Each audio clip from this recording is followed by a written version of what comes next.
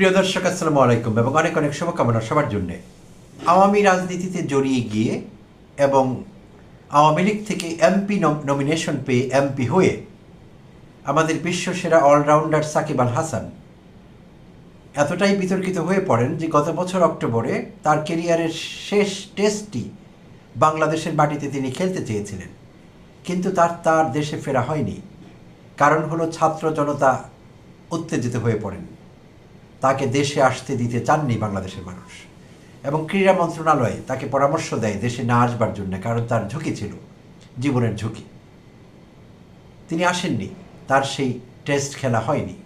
তো তিনি তখন আক্ষেপ করে এবং অ্যাপোলোজাইজ করে তার আওয়ামী ভূমিকার জন্যে ফেসবুকে একটি স্ট্যাটাস দিয়েছিলেন, আর তার স্ট্যাটাসটি ছিল বেশ মনে রাখবার মতো। স্ট্যাটাসে জুলাই আগস্টের অভ্যুত্থানে নিজের নীরব ভূমিকার জন্য ক্ষমা চেয়েছিলেন এই অলরাউন্ডার। লিখেছিলেন, আমি শ্রদ্ধা ভরে স্মরণ করছি সে সকল আত্মত্যাগকারী ছাত্রদের, যারা বৈষম্য বিরোধী ছাত্র আন্দোলনের নেতৃত্বে ছাত্র জনতার অভ্যুত্থানে শহীদ হয়েছেন এবং আহত হয়েছেন। তাদের প্রতি এবং তাদের পরিবারের প্রতি আমার অন্তরের অন্তঃস্থল থেকে শ্রদ্ধা এবং সমবেদনা। যদিও স্বজনহারা একটি পরিবারের ত্যাগকে কোনো কিছুর বিনিময়ে পূরণ করা সম্ভব না, সন্তান হারানো কিংবা ভাই হারানোর বেদনা কোনো কিছুতেই পূরণযোগ্য নয়। এই সংকটকালীন সময়টাতে আমার সরব উপস্থিতি না থাকায় আপনারা যারা ব্যথিত হয়েছেন বা কষ্ট পেয়েছেন, তাদের অনুভূতির জায়গাটার প্রতি আমার শ্রদ্ধা, এবং এই জন্য আমি আন্তরিকভাবে দুঃখিত। আপনাদের জায়গায় আমি থাকলে হয়তো এভাবে মনক্ষুণ্ণ হতাম, যোগ করেন তিনি। আর সেই স্ট্যাটাস দিয়েছিলেন 1 বছর হয়নি, এরই মধ্যে তিনি ঘুরে গেলেন 180 ডিগ্রিতে, না 360 ডিগ্রিতে। আসলে ঘুরে গিয়ে গতকালই তিনি পতিত স্বৈরাচারী শেখ হাসিনা, পতিত প্রধানমন্ত্রী, তার জন্মদিনে ফেসবুকে তাকে শুভেচ্ছা জানালেন। গতকাল রাত 9টায় সাকিব আল হাসান তার ফেসবুকে লিখেন, শুভ জন্মদিন আপা। আর তাতে করে আবার আগুনে ঘৃতাহুতি হয়। তো সেই থেকে কাল থেকে শুরু করে সোশ্যাল মিডিয়া যে কোনো জায়গায় লোক কথা বলছে সাকিব আল হাসানকে নিয়ে। তিনি আবার আলোচনায় ব্যাপকভাবে, আর সাধারণ মানুষ থেকে শুরু করে সমাজ মাধ্যমে তাকে ট্রল করা হচ্ছে, তাকে পচানো হচ্ছে, তাকে তার তীব্র সমালোচনা করা হচ্ছে। এর মধ্যে সাধারণ মানুষ তো আছেনই, নেটিজেনরা, এর বাইরে সেলিব্রিটিরা, রাজনীতিবিদেরা এবং শহীদ পরিবারের লোকেরা তার তীব্র সমালোচনা করেছেন। এর মধ্যে কয়েকজন প্রণিধানযোগ্য, যাদের সমালোচনাটি আপনাদের সঙ্গে আমি একটু শেয়ার করতে চাচ্ছি। আর তাতে করে আমরা বুঝতে পারবো এই বিশ্বসেরা অলরাউন্ডারকে মানুষ এখন কোন চোখে দেখে। একসময় তিনি কোটি কোটি বাংলাদেশি মানুষের নয়নের মণি ছিলেন, কিন্তু নিজের লোভ লালসা, আওয়ামী রাজনীতিতে জড়িয়ে পড়া এবং শেখ হাসিনার একনিষ্ঠ ভক্ত বনে যাওয়া, এবং সব কিছুই ঘটেছে টাকা পয়সার লোভ লালসার স্বার্থে। আর সাকিব আল হাসানকে যারা ভালোভাবে ক্লোজলি ফলো করেছেন, তাদের জানা আছে তার কিছু বদ গুণ আছে। সেটি হলো, এমনিতে তিনি বদরাগী, তার ভক্ত সমর্থকদের সাথে অনেক সময় দুর্ব্যবহার করেছেন, ভয়াবহ রকমের, বাজে রকমের। ছবি তুলবার অপরাধে মোবাইল ফোন ভেঙে ফেলেছেন অনেক ভক্তের, কোনো ভক্তকে চর মেরেছেন, গায়ে হাত দিয়েছেন। আর ভাষার ব্যাপার অনেক সময় আক্রমণাত্মক হয়েছেন, অশ্লীল ভাষায়, অমার্জিত ভাষায় কারোর সঙ্গে ব্যবহার করেছেন। তো তার এই বিষয়গুলো আমাদের আগে থেকেই জানা।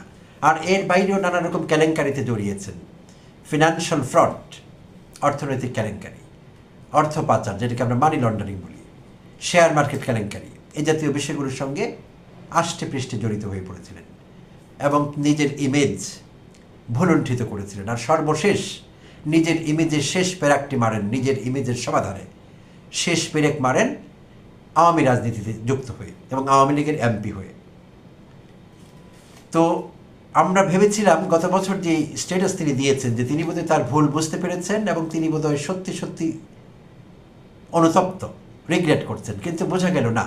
গত রাতে তিনি যেই শুভেচ্ছা জানিয়েছেন তার আফাকে, তাতে করে বোঝা গেল আপাতমস্তক আওয়ামী লীগ, আপাতমস্তক মুজিববাদী এই সাকিব। না হলে এই পরিস্থিতিতে এবং গত বছর এই স্ট্যাটাস দেওয়ার পর কোনোভাবেই নিজের ফেসবুকে গত রাতে এটি লিখতে পারেন না, জন্মদিনের শুভেচ্ছা আপা। এটি সেই স্ট্যাটাসের সঙ্গে যায় না।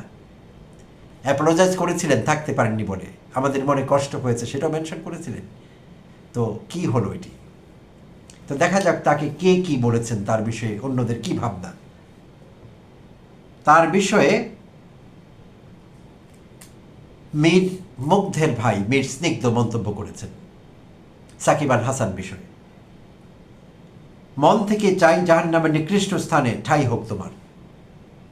সাকিবকে এই বলে উইশ করেছেন স্নিগ্ধ, মীর মুগ্ধের ভাই শহীদ মীর মুগ্ধ, প্রিয় দর্শক, যিনি বলছিলেন পানি লাগবে পানি। তার ভাই স্নিগ্ধ তাকে দোয়া করেছেন, মন থেকে চাই জাহান্নামের নিকৃষ্ট স্থানে তোমার জায়গা হোক। সাদেক কায়ুম, ডাকসু ভিপি, তিনি বলেছেন ফ্যাসিস্ট হাসিনা ও তার দোসরদের একমাত্র পরিচয় খুনি ও গণহত্যাকারী। জুলাইয়ের ঘাতকদের আর কোনো পরিচয় হতে পারে না। ক্রিকেটার সাকিব ও রাজনীতিবিদ সাকিব আলাদা। এই বয়ান প্রতিষ্ঠার চেষ্টা যারা করেছেন তাদের উদ্দেশ্য পরিষ্কার। এবং সাদেক কায়ুম আরও উল্লেখ করেছেন, পেশাজীবী, তথাকথিত বুদ্ধিজীবী, শিক্ষাবিদ, আমলা, এরকম অনেকের ব্যাপারে এরকম বয়ান দাঁড় করাবার চেষ্টা হয়েছে তাদের অপরাধকে লঘু করবার জন্যে। তো এইটি বাংলাদেশের মানুষ বুঝতে পেরেছে, এসব করে আর কোনো লাভ হবে না। সাদেক কায়ুম স্ট্রংলি এই কথা বলেছেন। আচ্ছা, আর বলেছেন সার্জিস আলম, এনসিপির উত্তরাঞ্চলীয় মুখ্য সমন্বয়ক সার্জিস আলম বলেছেন, মন থেকে আপনার পুরো পরিবারের প্রতি চরম ঘৃণা আসে। তারপর মনে পড়ে আপনার 3টি বাচ্চা আছে যাদের এখানে কোনো দোষ নেই।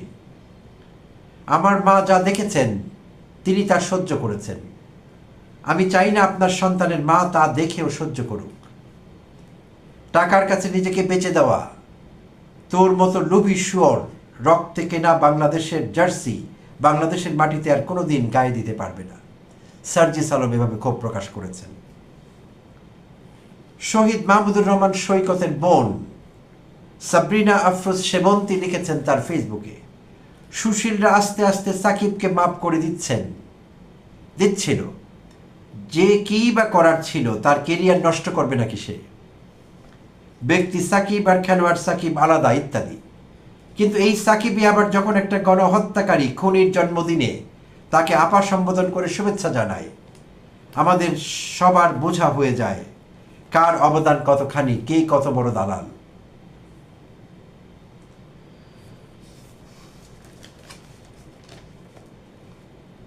আসিফ মাহমুদ সজীব ভুঁইয়া, যুব ও ক্রীড়া উপদেষ্টা। আসলে এই সব কিছু শুরু হয়েছিল গতকাল রোববার 28 সেপ্টেম্বর। আসিফ মাহমুদ সজীব ভুঁইয়া তার ফেসবুকে লিখেছিলেন গতকাল লিখেছিলেন, একজনকে পুনর্বাসন না করায় সহস্র গালি দিয়েছেন আপনারা আমাকে। জনগণের উদ্দেশ্যে আসিফ মাহমুদ সজীব ভুঁইয়া কথা বলেছেন, but I was right, end of the discussion. তিনি নাম মেনশন করেননি, কিন্তু সবাই বুঝে গিয়েছে যে তিনি সাকিব আল হাসানকে মেন করেছেন। আর জনতার উদ্দেশ্যে বলেছেন তাকে পুনর্বাসন না করায়, তাকে ক্রিকেটে ফিরে আসবার সুযোগ না দেয়ায় তাকে সহস্র গালি দেওয়া হয়েছে জনতার পক্ষ থেকে। তো তিনি বলেছেন আই ওয়াজ রাইট, অর্থাৎ গত রাতের তার যে শুভেচ্ছা সেটিকে কেন্দ্র করে তিনি বলেছেন তার সিদ্ধান্ত সঠিক ছিল, এবং তিনি বলেছেন এন্ড অফ ডিসকাশন, এরপর আর কোনো আলোচনার প্রয়োজন নেই। আচ্ছা, তো গত রাতে আসিফ মাহমুদ তার ফেসবুকে এই পোস্ট দেওয়ার পর 10টার দিকে তিনি দিয়েছিলেন। রাত 11:20 সাকিব নিজের ফেসবুকে পাল্টা পোস্ট দেন এবং তখন তিনি মেনশন করেন, যাক কেউ একজন স্বীকার করে নিলেন যে তার জন্য আমার আর বাংলাদেশের জার্সি গায়ে দেওয়া হলো না, বাংলাদেশের জন্য খেলতে পারলাম না, ফিরে হয়তো কোনোদিন আসবো মাতৃভূমিতে, ভালোবাসি বাংলাদেশ। পাল্টা পোস্ট তিনি দিলেন। আজ আবার আসিফ মাহমুদ সজীব ভুঁইয়া আরও রেগে গিয়ে আরেকটি পোস্ট দিলেন। আর গতকালকের পোস্টে কেউ নাম উল্লেখ করেনি কারো, কিন্তু বোঝাই গিয়েছে কাকে বলা হয়েছে। তো আজ দ্বিতীয় পোস্টে আসিফ মাহমুদ সজীব ভুঁইয়া বলেছেন, যার হাত রক্তে রঞ্জিত তাকে বাংলাদেশের পতাকা বহন করতে দেওয়ার প্রশ্নই উঠে না। বোর্ডের কর্তারা একাধিকবার তার রাজনৈতিক অবস্থান পরিষ্কার করবার কথা জানালেও তা না করে বরং খুনিদের এন্ডোর্স করা ছাড়াও শেয়ার মার্কেট কেলেঙ্কারি, মানি লন্ডারিং, ফাইন্যান্সিয়াল ফ্রড ইত্যাদি, এবং কাউকে শুধু ভালো ক্রিকেটার বলে পুনর্বাসন করতে হবে এমন কোনো বিষয় নেই। অপরাধ করেছেন, নাও ফেস ইট। তো এই ছিল আসিফ মাহমুদ সজীব ভুঁইয়ার তৃতীয় পোস্ট। তো প্রিয় দর্শক, এক সময়ের এই জনপ্রিয় মানুষটি কোটি কোটি মানুষের নয়নমণি, কোটি কোটি মানুষের ক্রিকেটের রাজপুত্র এই সাকিব আল হাসান তার অতিরিক্ত লোভের কারণে, অন্যায় লোভের কারণে আওয়ামী রাজনীতির সঙ্গে জড়িয়ে আজ তার এই হাল। তিনি আগের সেই জায়গাটি আর কখনোই পুনরুদ্ধার করতে পারবেন না। তো এইটি থেকে আমাদের অনেকেরই শিক্ষা নেবার বিষয় আছে। আমি জানি এই দেশে এখনো অনেক ছাত্র তরুণ রাজনীতি করছেন, কেউ কেউ রাজনীতিতে ঢুকবেন এরকম স্বপ্ন দেখছেন, কেউ চিন্তা করছেন এই তো কয়েক মাস আমি এমপি হয়ে গেলাম বলে, এবং এমপি হয়ে গেলে আমার মন্ত্রিত্ব কে ঠেকায়। লাভ নেই, হয়তো আপনি হয়েও যাবেন এমপি কিংবা মন্ত্রী। তো সাকিব আল হাসানের মতো এরকম একজন শ্রদ্ধেয় মানুষ, এরকম সকলের ভালোবাসার একজন মানুষ যদি এরকম পচে যেতে পারেন, লোক তাকে আর চিনছেই না কেউ এখন। কটু বাক্য ছাড়া, মন্দ বলা ছাড়া, অশ্রাব্য ভাষায় তাকে গালি দেওয়া ছাড়া, দালাল বলা ছাড়া কেউ আর কিছু বলছে না। কেন? লোভ, অর্থলোভ, লালসা। তো এখন যারা রাজনীতি করছেন, যদি আপনি শুদ্ধ রাজনীতি করছেন, আপনারটি আপনিই ভালো জানেন। আমি আমার বিভিন্ন কন্টেন্টে এই আহ্বানটি জানিয়ে থাকি ছাত্র তরুণদের বিশেষভাবে। আপনার মানসিকতা আপনিই ভালো জানেন। এই বাংলাদেশে এই সময় আর কখনোই ফিরে আসবে না যে আপনি রাজনীতি করে ধাপে ধাপে এমপি, তারপর মন্ত্রী, এবং মন্ত্রী হয়ে কোটি কোটি টাকা কামানো, হাজার হাজার কোটি টাকা কামানো, টাকা কামিয়ে বিদেশে পাচার করে একসময় নিজেও পগার পার হয়ে যাবেন, বিদেশে গিয়ে আরামায়েশে সুখে শান্তিতে বসবাস করিতে থাকিবেন। সেই সময়টি আর আসিবে না কখনোই। বাংলাদেশ সেই অধ্যায় অতিক্রম করেছে। হ্যাঁ, আমরা এখনো অনেক সমস্যা নিয়ে আছি, অনেক জঞ্জাল নিয়ে আছি। এখনো এই দেশ থেকে ঘুষ দূর হয়নি, দুর্নীতি দূর হয়নি, অনিয়ম দূর হয়নি। বাট হতে হবে এক সময়। তখন সেই জায়গায় যদি আপনার কোনো দুরভিসন্ধি থেকে থাকে, অসৎ উদ্দেশ্যে আপনি রাজনীতিতে আছেন, অসৎ উদ্দেশ্যে প্রোফাইল বানাবার চেষ্টা করছেন, লাভ নেই।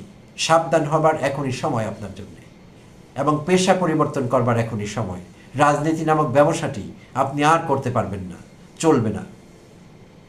ধন্যবাদ সবাইকে, ভালো থাকবেন।